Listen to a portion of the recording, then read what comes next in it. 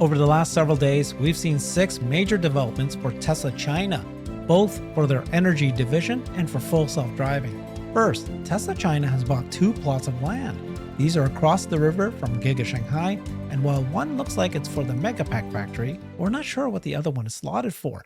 Also, Tesla Shanghai's Megapack Factory has officially received its construction permit, and construction is going to begin right this month. But we've also got news that Tesla China is now hiring self-driving software engineers, and there's also reports there's a jurisdiction in Shanghai that's set to pilot a cross-border data transfer.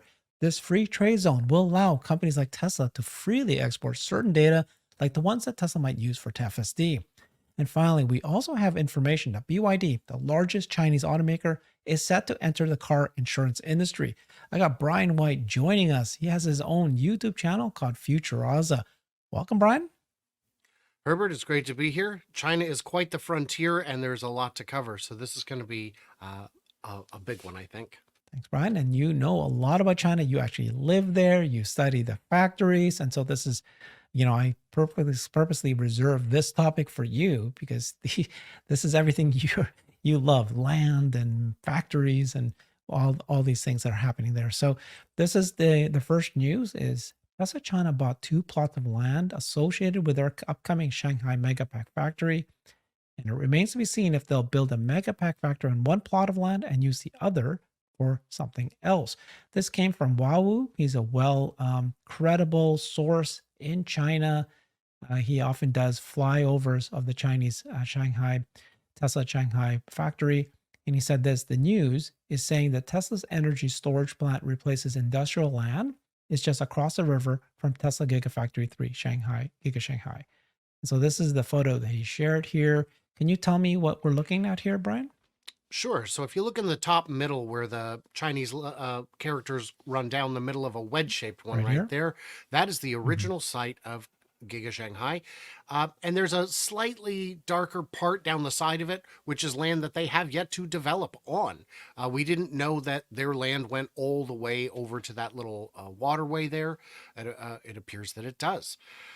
And then I assume the 2 arrows, so ignore the color coding. The color coding is probably what came from maybe from the planning jurisdiction, from the planning office. Tough to say, but that blue square looks like one, and then the bottom left corner there is where the other one, I'm assuming, is based on the arrows that have been added to the illustration there. So those are very close. They're not adjacent. They're not close enough that you would just put in a bridge of your own and shuttle things across that way. The goods would have to, if they're going between the sites, they would have to travel over the roadway. But they're so close, it really doesn't matter.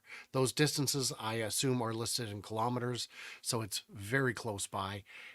And for that matter, the new CATL factory, which Wuha had also flown over many, many times during the course of its construction, is similarly about a mile and a half away, a couple kilometers, not far at all.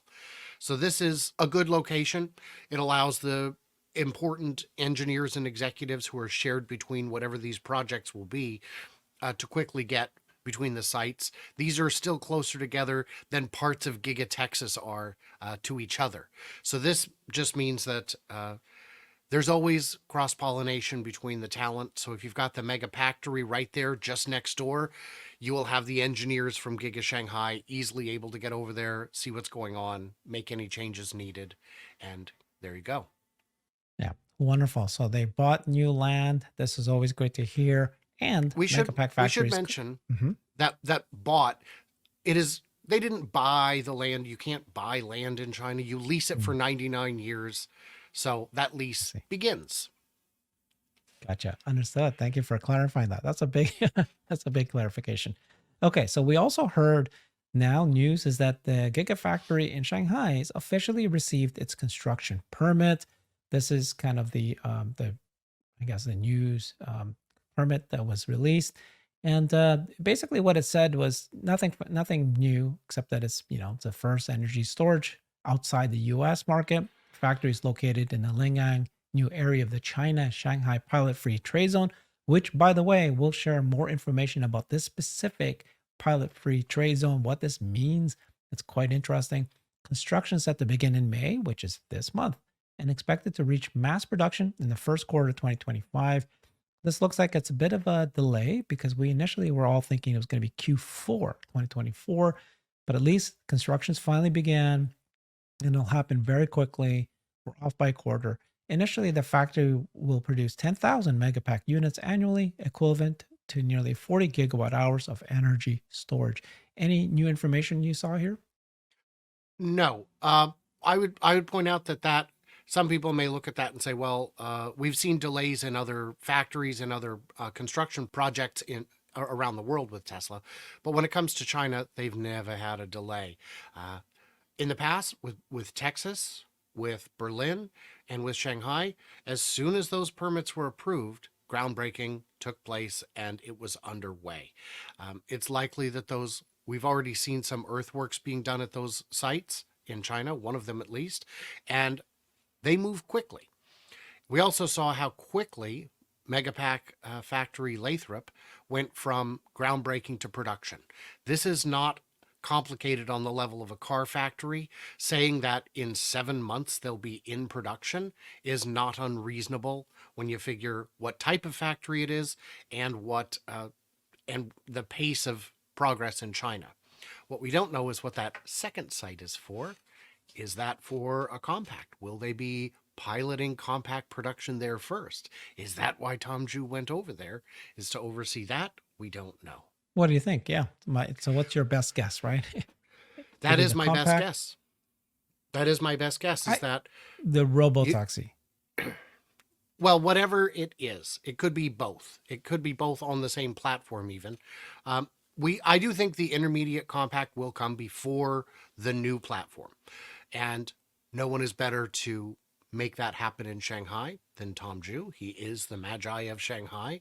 He's the one who got that factory going the way he did, and it was his work is unimpeachable in that regard.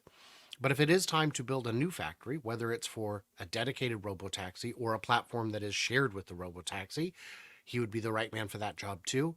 And I believe that Tesla sees that in order to remain competitive in China, they have to go down market with more affordable, amazing cars. And even the intermediate compact can't compete with four, five, $8,000 cars, but a $15,000-$20,000 car might. It has a more compelling packaging. It's just going to be better, and I think they understand that maintaining dominance in that market is going to require new products. Okay. Do you think that the size of that, let's just take a quick look at this again, because it might have been too small, or do you think it's big enough? Like, so if this second area is that That's plenty big. That area is larger, is substantially larger than the current Model Y building. So with unboxed, you could absolutely get a whole lot more productivity out of it, and it could just be, yeah, raw materials in one side of the site and finished vehicles out the other. So I think it's the way they're able to utilize vertical space, cubic space in ways that other manufacturers don't. The unboxed method promises to reduce the square footage needed to produce a car. And I think that second site is plenty large enough to produce million, 2 million plus vehicles of the unboxed design. okay? That's why we have you here. Thank you for clarifying that. So is that piece of land? It sounded like that's the way they position it, a plot of land. There's nothing there. How long will it take? Because the Megapack factory, no problem. They can get that in a year, under a year. But this one, how long will it take? Well, if we look at Shanghai Phase 1 was very easy by Tesla standards. It's mostly on one floor, and they got it from a muddy field into production in under a year. The second phase, the Model Yeah. Y part, was much more complicated. It was built of a design more like Giga Texas, more like Giga Berlin, where it's multi-floor, a lot of concrete pillars, a lot more foundation work needed to shore up the silty sediment of the basin there of the it's swampland basically. Mhm. And but the second phase of Shanghai also came online from groundbreaking to production in a year. So if we see them break ground to produce a Yeah. new factory to make the new vehicle, what we're expecting is a year. The only delay that I could see is this would be the first time Shanghai is making an unproven, untested, unfinished product. So they would have delays for that, but not for making the factory itself. Gotcha. Okay. Thank you so much. That's fantastic information. Very encouraging. Let's talk FSD. That was two big news about the plot of lands and Megapack. And that explains why Tom Drew's going back. I agree with you there. Let's take a look at all the developments for FSD in China. You got this. Tesla Chan is somebody that you have to be following on X. He is just full of information. He always translates what he sees in the Chinese news. And he said this. So on May 6th, this was a week and a half ago, 2 weeks ago, he said Zhang Ying, director of the Shanghai Economic Information Technology Commission, she noted that Shanghai will accelerate the construction of world-class self-driving pilots to facilitate early road adoption of self-driving vehicles. They're all in. They're here to accelerate the construction of these pilots and to facilitate early adoption of self-driving vehicles. This is the kind of stuff you want to hear from a government entity. This is her announcing this, and this is coming from the news articles. And then you've got also reported that Tesla China is recruiting technical talent, including self-driving software test engineers from its Shanghai data center. This is again another article. Tesla China, they're now recruiting this. And then the other comment here, Tesla Chan said, is China local news, right? This comes from them. If Tesla's cost-effective hardware plus high-quality FSD model can be implemented on a large scale in the Chinese market, it's going to trigger a ChatGPT moment, bringing widespread impact and change. This is from Chinese local news. This is what they're saying. That Tesla's hardware, Tesla's FSD model, and if it can go wide in large scale, that's going to create tremendous impact and change. ChatGPT moment. Thoughts on all this, Brian?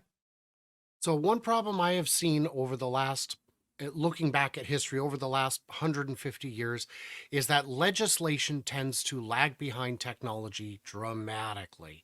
And the faster technology moves, the farther behind the laws around it go. And we're seeing that. We saw that with robocalls. We saw that with spam. If it doesn't impact legislators directly, they don't understand it. If you already have a driver, why would you even care if other people have self-driving? Why would it even show up on your radar?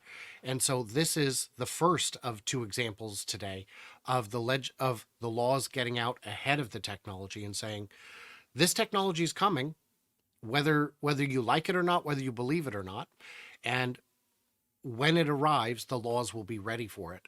And it's impossible for most people to see things that haven't happened yet, to see things like ChatGPT coming. When ChatGPT first came out, I saw people who used it and still didn't understand the scope of what they were seeing and how radically it was about to change so much of life.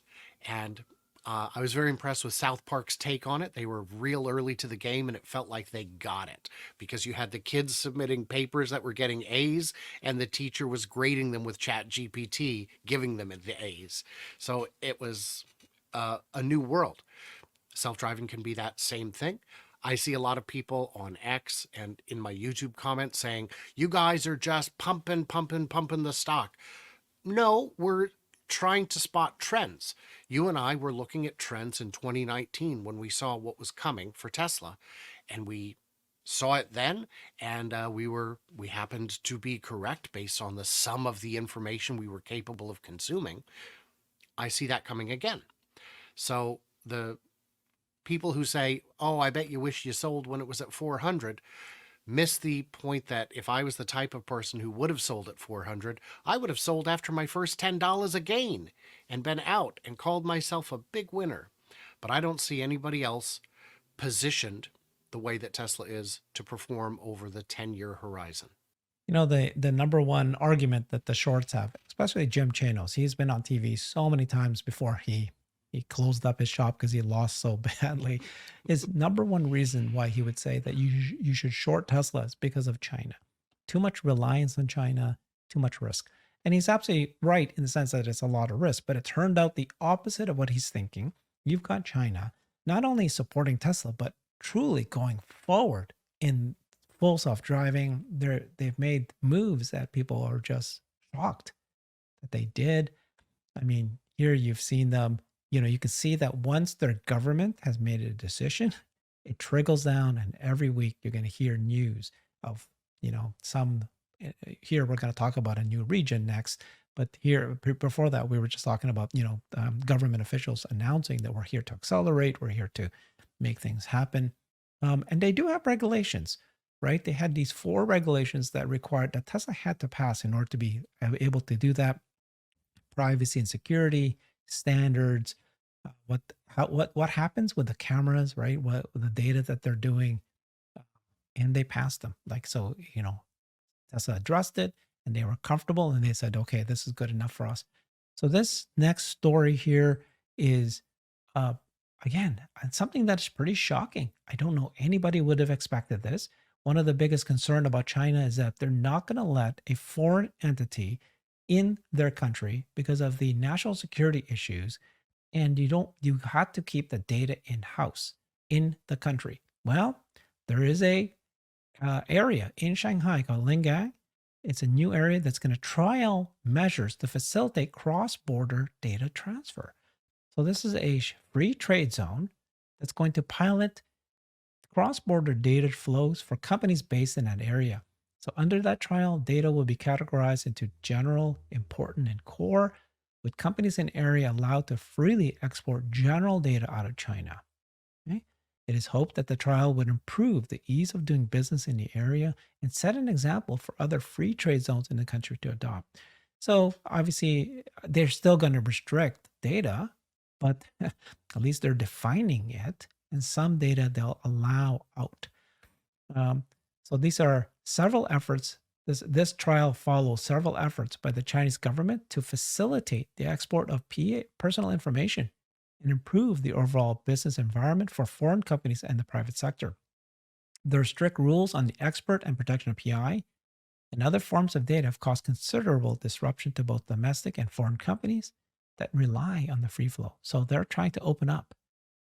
In August 2023, a set of measures for optimizing the foreign investment environment released by the State Council called for establishing green channels for qualified foreign companies to export data and to pilot a list of general data that can be transferred freely across the border in Beijing, Tianjin, and Shanghai. So, this news again follows, the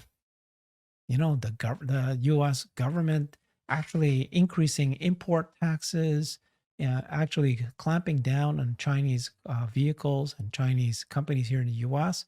So we're going to see China probably retaliate, but they themselves are trying to welcome and get foreign investment and foreign participation. So far, that's been good news for Tesla. What's your thoughts on this development? Sure. So when we saw that recent announcement that import tariffs would be increased to 100%, uh, it was unfortunate. It was already at 25 to 28%. 28 was the number I always heard. A lot of the reports I was seeing this week said 25. But that was put in place because it was believed that if a Chinese car was marked up 25%, it would then be about as expensive or a little more expensive than other choices. But we've seen so many cars in the $4,000 to $9,000 range in China that are compelling. They're better than a lot of economy cars that have been sold in the US over the last 20 years. And they realize that a 28% markup on a $10,000 car is not going to stop it from showing up. So they wanted to make it prohibitively expensive. I don't think this jives with the idea that our objective is a cleaner, a sustainable economy. It feels very protectionist, and it's unfortunate. The move in China to set up these data transfer zones is, I think, incredibly forward looking and shows a real understanding of what's coming. It doesn't take much of a stretch to say we already have these import zones, these free trade zones. Data is a product. Data is something that is bought and sold. We need to establish trade zones for everything we sell, whether it's cars or tires or minerals or data. So this will allow them to uh, end the wild west of data import and export and allow it to be measured, regulated, and set rules around what can happen. Because by making a legal framework, it means that if I'm one of those data centers and I'm exporting data I'm not supposed to, there's a clear framework for what will happen if I'm breaking the rules on purpose, or even accidentally, really. What this tells me is the fear that we kept hearing in 2019 when Tesla was first looking into moving into China.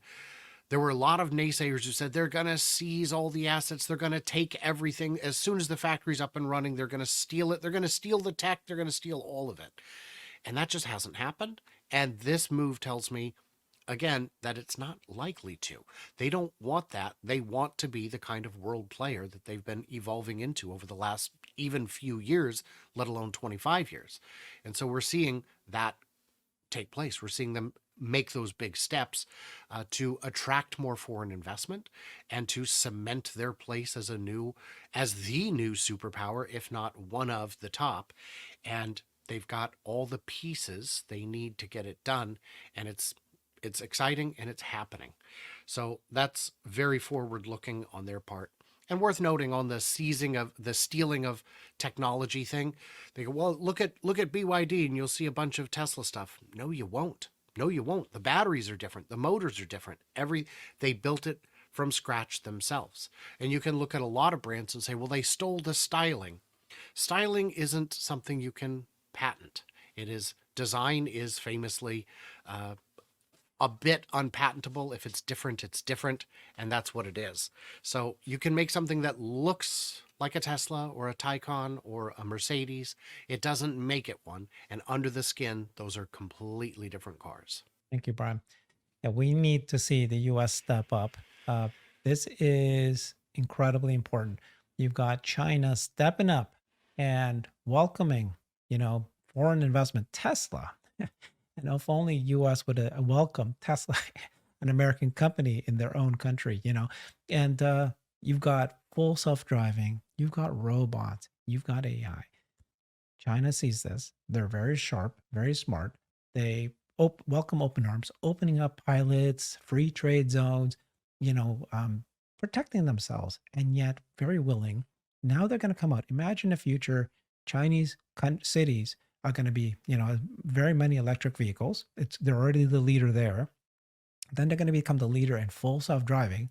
Look at the economic boost that they'll have, the impact to their business and their economy. Then you got the robots. You have all these Chinese robotic companies that are being funded but being supported.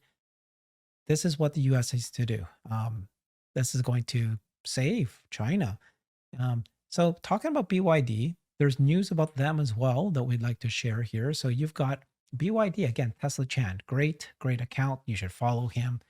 It says BYD looks set to enter the insurance industry. BYD has been approved to use unified mandatory transportation insurance provisions in China, premium and rate variation coefficients, and more. They acquired a 100% stake in Yan Insurance a year ago, which was officially renamed BYD Insurance. So they've bought this BYD Insurance. They've been approved for it. They're now ready to go. This sounds similar to what Tesla's doing with their insurance. But the only thing missing, of course, BYD is a leader in sales of electric vehicles. They're a leader in batteries, but they're missing the autonomy. But if they add insurance plus that, and then there's autonomy. So where do you think they might get the autonomy? What do you think, Brian? What's your guess? Impossible to say. It is still too early to say, but would it surprise you if they partnered with Tesla on this? It would not surprise me. They do have their own self-driving division. They got road permits last year to start testing. They have been testing, but that doesn't mean that they have the solution. And like a lot of companies over the last 10, 15 years that said, I was looking at an article just today from 2013 where Nissan was bragging about how they will definitely have full self-driving in every model they sell by 2020. And that was something they reiterated up until about 2016 when they quietly stopped talking about it. It's very likely BYD gets $1 billion, $2 billion 10 billion into it and finds out what Apple found out. It's not easy. Does BYD have enough training data? They could ramp their training data well, but I think it'd be cheaper and easier to just go with a solution that already works. If we see version 12 turn into unsupervised FSD in the next year, it's game over, man. It's a race to see who can license it the quickest. Yeah. And so as we connect the dots, if we look at all the things that are happening in China that we just did now, all the, the expansion Tesla is doing in the land, the approvals they're getting for FSD, the approval that the cities and the government is doing for policies, the data transfer, BYD setting themselves up. It's all coming together, and maybe this will be the next thing. If not BYD, I fully expect it's going to be, because there's hundreds of electric vehicle companies in China. And you can see that if the government kind of gives the green light and they protect them, they give them a template to follow, to partner and get that technology, and then start offering it. So these are exciting times. Follow some of this and move faster. Isn't it odd? Isn't it crazy that the US is actually the one with the administrative? Of course, China's kind of this top, they say something and things happen, but there's pros and cons to that. But it's when they want to move fast, they can move fast. That's the major pro. Yep. And that will be their competitive advantage, and has for the last at least 10 years. Yeah. Thank you so much, Brian. Got to check him out. I think in this episode, almost all the shows we do with Brian, he just shows you how brilliant he is, how smart he is. Check out his YouTube channel videos that he does. He does deep dives. He doesn't just do cursory evaluation. He shares real info. Check him out on his channel, FutureAza on YouTube. Thanks, Brian. See you soon. Thank you, Herbert. I've created a website that is the most comprehensive resource for the Tesla investor. Please check it out. Simply go to my website at herbertong.com.